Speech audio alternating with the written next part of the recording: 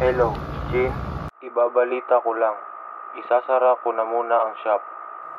Ha? Bakit naman?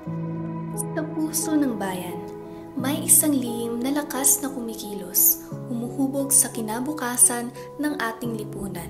Ang mga maliliit na mga negosyo, madalas na naiiwan, nakikipagbuno sa mga hadlang na humaharang sa kanilang paglalakbay tungo sa tagumpay. Ang kanilang kritikal na kahalagahan sa pagpapabilis ng lokal na industriya at pagunlad ng ekonomiya ay madalas na lamang napapansin at kadalasan ay minamaliit. So, ang local market kay isa siya ka concept store. So, dili lang isa ang owner ani na may mga renters, which is kanina sila mga per rack, per shelves, nga different mga product.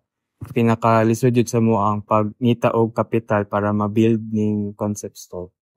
Kaya't tulungan natin sila, tayo magkaisa sa pagsuporta at pagtangkilik sa lokal na pamilihan. Maliit man o malaki, nakakapagbigay buhay sila sa puso ng industriya, sa pangarap ng marami, at patuloy na nagbibigay liwanag sa landas ng pag-asa.